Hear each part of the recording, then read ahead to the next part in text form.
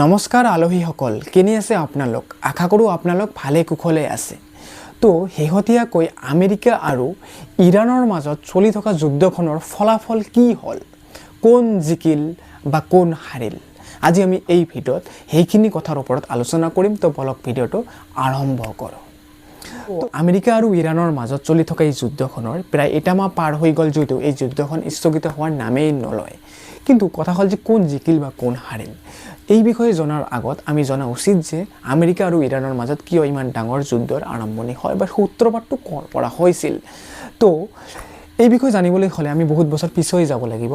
অৰ্থাৎ আগতে কিন্তু আমেৰিকা আৰু ইৰাণৰ মাজত ভাল বন্ধুত্বপূৰ্ণ সম্পৰ্ক আছিল, কিন্তু দ্বিতীয় বিশ্বযুদ্ধৰ পিছৰে পৰাই আমেৰিকা আৰু ইৰাণৰ মাজত শত্ৰুতাৰ সূত্ৰপাত হয়।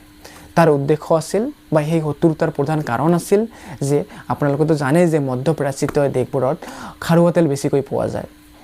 এই খাৰুৱা তেলৰ পৰাই পেট্ৰল, ডিজেল, LPG গেছ এই ধৰণৰ ইন্ধনবোৰ তৈয়াৰ কৰা হয়। তো ইৰাণো হৈছে মধ্যপ্ৰাচ্যিতৰ এখন দেশ আৰু ইৰাণৰ মাটিকালি বহুত ডাঙৰ, যাৰ বাবে ইৰাণ এই খাৰুৱা তেলৰ দিশ দিয়ে বহুত চহকী। সেইবাবে আমেৰিকাৰ চকু ইৰাণৰ ওপৰত পৰিল। এনেকৈ শত্ৰুতাটো সৃষ্টি হৈয়ে থাকিল আৰু সময় বাগৰাৰ লগে লগে এই শত্ৰুতা লাহে লাহে বাঢ়ি গৈ থাকিল। কিন্তু শেহতীয়াকৈ আমেৰিকাৰ মতে আমেৰিকাই কোৱা মতে যে ইৰাণে বোলে সিহঁতে এটা প্ৰজেক্ট হাতত লৈছিল, যাৰ উদ্দেশ্য আছিল ইৰাণৰ পাৰমাণৱিক শক্তি বা পাৰমাণৱিক বোমা তৈয়াৰ কৰিবলৈ ইৰাণে প্ৰচেষ্টা চলাইছিল। তো আমেৰিকাই সেইটোৰ ওপৰত বাধা আৰোপ কৰিছিল যে আপোনালোকে সেইটো কৰিব নালাগে, পাৰমাণৱিক অস্ত্ৰ তৈয়াৰ কৰিব নালাগে। আপোনালোকে জানে যে পাৰমাণৱিক অস্ত্ৰ কিমান ক্ষতিকাৰক। সেইবাবে আমেৰিকাই ইৰাণক ফ'ৰ্চ কৰিছিল যে আপোনালোকে সেইটো প্ৰজেক্ট অন্তিমলৈ বন্ধ কৰিব লাগে, মানে ভয় ভাবুকি দিছিল। কিন্তু ইৰাণে তাৰ প্ৰত্যুত্তৰত কৈছিল যে আমি কোনো পাৰমাণৱিক অস্ত্ৰ তৈয়াৰ কৰি থকা নাই, আমি অকল নিজকে ডিফেন্স কৰিবলৈ, যাতে শত্ৰু ৰাষ্ট্ৰই যদি আমাক আক্ৰমণ কৰে আমি তাৰ প্ৰতিক্ৰমণ কৰিব পাৰোঁ, আমি নিজকে বচাব পাৰোঁ, তাৰ বাবে কিবা সৰু সুৰা কাম কৰি আছোঁ, এইটো কৈছিল। কিন্তু আমেৰিকাত কথাটোত মান্তি হোৱা নাছিল, কৈছিল যে আপোনালোকে নহয় পাৰমাণৱিক অস্ত্ৰ বনাইছে, সেইটো বন্ধ কৰিবই লাগিব। এনেকৈ সেই দুখন দেশৰ মাজত কটাকটি হৈ আছিল বা বহুতো মিটিং হৈ আছিল।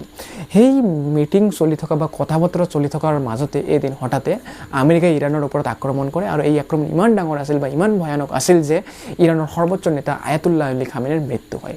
লগে লগে দুখন দেশৰ মাজত তুলমূলভাৱে একেবাৰে ডাঙৰ যুদ্ধ আৰম্ভ হৈ গ'ল, যিটো আপোনালোকে সকলোৱে জ্ঞাত।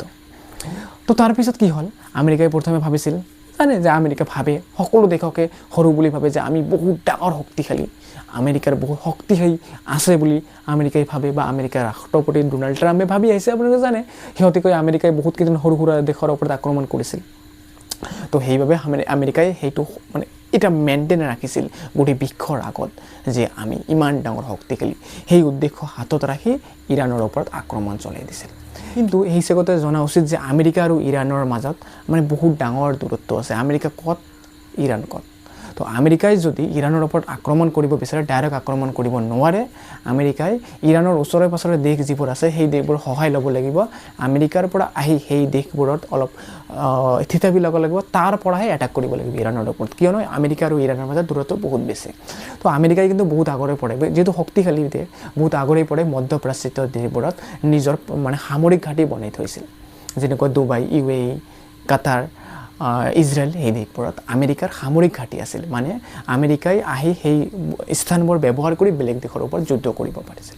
তো তেতিয়া কি হৈছিল, যেতিয়া আমেৰিকাই ইৰাণৰ ওপৰত এটাক কৰিলে তেতিয়া এই ঘাঁটিবোৰ ব্যৱহাৰ কৰিছিল, সেই ঘাঁটিবোৰ ব্যৱহাৰ কৰি এটাক কৰিলে। কিন্তু ইৰাণ ইমান কমজোৰ নাছিল যে তাৰ প্ৰতিক্ৰম নোৱাৰিব বুলি। তো তাৰপিছত ইৰাণেও তাৰ প্ৰতিক্ৰম কৰা আৰম্ভ কৰি দিলে। ইৰাণে কি কৰিলে যে আমেৰিকাৰ যে সামৰিক ঘাঁটিবোৰ আছে বেলেগ বেলেগ দেশক, সেইবিলাক এটাক কৰিব আৰম্ভ কৰিলে। UAE, ডুবাই, কাটাৰ, তাৰপিছত ইজৰাইল, সেই সকলোখিনিতে এটাক কৰি সেই আমেৰিকাৰ সামৰিক ঘাঁটিবোৰ ইৰাণে নষ্ট কৰি দিলে। তো যেতিয়া ইৰাণে নষ্ট কৰি দিলে সেই সামৰিক ঘাঁটিবোৰ, যিবিলাক দেশৰ ওপৰত আছিল সেই দেশবোৰৰ কিন্তু বহুত ডাঙৰ ক্ষতি হ'ল। UAE, ডুবাই, কাটাৰ বহুত ক্ষতি হৈ গ'ল। এতিয়া দেশবোৰৰ টেনশ্যন পৰি গ'ল যে আমি আমেৰিকাক থিতাপি ল'ব দিলোঁ, এতিয়া আমাৰে ক্ষতি হৈ আছে। পইণ্ট ঠিক আছে। এতিয়া কথাটো হ'ল কি, কোন জিকিল?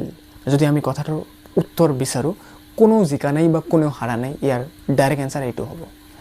কিয়নো অলপ ডিটেইলছত যদি আমি কথাটোখিনি ক'ব যাওঁ, যে আমেৰিকাই যে ইৰাণৰ ওপৰত এটাক কৰিলে, সেই এটাকটো কিন্তু এদিন দুদিনৰ দীৰ্ঘ সময় চলাই লৈ গ'ল। আমেৰিকাই এটাক কৰি গৈ থাকিল, ইৰাণে তাৰ প্ৰতিক্ৰমণ বা নিজকে বচাই গৈ থাকিল। ইমান দীঘলীয়া প্ৰায় এটা মাহ পাৰ হৈ গ'ল, ইৰাণ এতিয়াও নিজকে বচাবলৈ সক্ষম। তাৰ বাবে আমেৰিকাত প্ৰটেষ্ট আৰম্ভ হৈ গ'ল।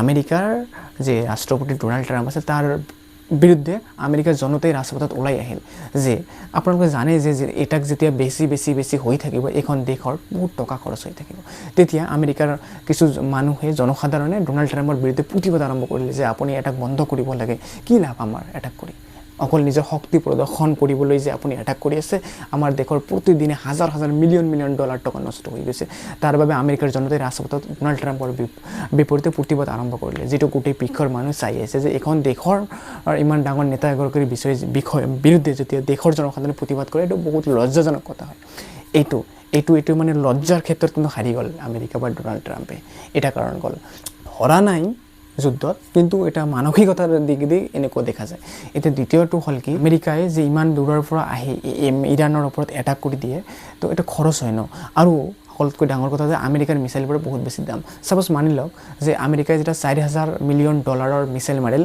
ইৰাণৰ ওপৰত সেই ইমান দামী মিছাইলটোক ইৰাণে ডিফেন্স কৰিবলৈ বা ৰুধিবলৈ অকল $3,000 খৰচ কৰি এটি ড্ৰোন পঠাব লাগে মানে বস্তুটো এনেকুৱা তো আমেৰিকাই মানে 10 টকাৰ এটা ইটা কিনি আছে সেই ইটা কিনি ইৰাণৰ ওপৰত দলিয়াইছে আৰু এই ইটাটোক ৰুধিবলৈ ইৰাণৰ যেটো এয়াৰ ডিফেন্স সিস্টেম বা যেটো বস্তু অৱলম্বন কৰিব সেই বস্তুৰ দাম 50 পইচা মানে এটা 10 টকাৰ ইটা আমেৰিকাই দলিয়াইছে ইৰাণে সেই ইটাটোক ৰুধিবলৈ যেটো বস্তু ব্যৱহাৰ কৰে তাৰ দাম 50 পইচা আপুনি 10 টকাৰ কিমানটা বনাওক ইৰাণে ভাবিছে ঠিক আছে আমি অকল 50 পইচাৰ বস্তুখিনি বনাম মানে টকাৰ খেল হৈ আছে আপুনি 10 টকা খৰচ কৰিব আমাক মাৰিবলৈ আমি 50 পইচা ব্যৱহাৰ কৰি সেইটো বস্তু নষ্ট কৰিম আপোনাৰ 10 টকা যাব আমাৰ 50 পইচা যাব আপোনাৰ 10 টকা যাব আমাৰ 50 পইচা যাব কোন জিকিব এনেকৈ চলি থাকিলে আফটাৰ অল যাৰ টকা কম খৰচ হৈছে সি জিকিব ন এনেকৈ গৈ আছে বস্তুটো মানে এইটো আৰু সকলোতকৈ ডাঙৰ আৰু শেষত আজিৰ গুৰুত্বপূৰ্ণ কথাটো হৈছে কি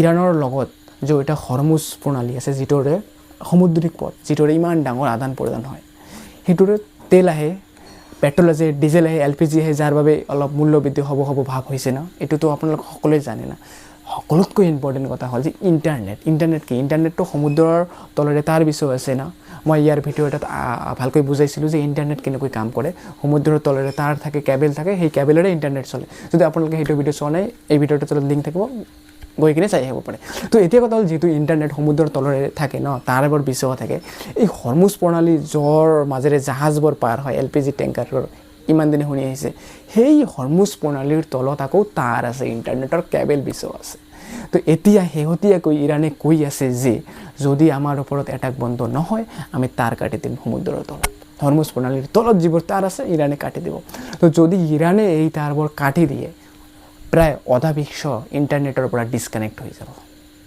যেতিয়া অধা বিশ্ব ইণ্টাৰনেটৰ পৰা ডিসকানেক্ট হৈ যাব কেনেকুৱা পৰিস্থিতি সৃষ্টি হ'ব তো বাকি দেশকেইখনে ভয় খাই আছে মানে এনেকুৱা ভয় খাই আছে যে আমেৰিকাক ৰখিবলৈ কৈ আছে কিয়নো যদি ইৰাণ এবাৰ মাথা পাকলৈ কাটি দিয়ে ইণ্টাৰনেটৰ কেবল বল গোটেই বিশ্বৰ অৰ্ধেক বিশ্ব ইণ্টাৰনেটৰ পৰা ডিসকানেক্ট হৈ যাব বাকি দেশবোৰ বেয়া পাব আৰু আপোনালোকে জানে যে ইউটিউব ফেসবুক ইনষ্টাগ্ৰাম বেছিভাগ ছ'চিয়েল মিডিয়া প্লেটফৰ্ম আমেৰিকাৰ আমি যদি ইউটিউবত ভিডিঅ' চাওঁ ফেসবুকত ভিডিঅ' চাওঁ লাভ কাৰ হয় আমেৰিকাৰ লাভ হয় যদি তাৰে কেবল কাটা থাকে আপুনি যদি ইউটিউবত ভিডিঅ' চাব নোৱাৰে আপুনি যদি ফেসবুকত ভিডিঅ' চাব নোৱাৰে পৃথিৱীৰ অৰ্ধেক দেশ যদি ইউটিউব ফেসবুক ব্যৱহাৰ কৰিব নোৱাৰে আমেৰিকাৰ বিজনেছ ডাউন হৈ যাব তো এই যুদ্ধখনত প্ৰকৃত হৰা জিকাৰ কোনো কথা নাই কোনো প্ৰশ্ন নাই কিন্তু এই টকাৰ খেল এই মানসিকতাৰ খেল এই মান সন্মানৰ খেলত আমেৰিকা সদায় বুৰ গৈ আছে ইৰাণ ওপৰত উঠি আছে যদিও প্ৰকৃততে কোনো হৰা জিকাৰ কথা নাই তথাপিও এই টকা পইচা এই মান সন্মানৰ খেলখনত কিন্তু আমেৰিকা এই যুদ্ধত বুৰ গৈ আছে ইৰাণ উঠি আছে তো এইটোই আছিল আমেৰিকা আৰু ইৰাণৰ যুদ্ধৰ ফলাফল সম্পৰ্কে ভিডিঅ' তো যদি ভিডিঅ'টো ভাল পালে আমাৰ চেনেলটো সাবস্ক্ৰাইব কৰিব ভিডিঅ'টো লাইক কৰিব আজিলৈ ইমানেই জয় আই অসম।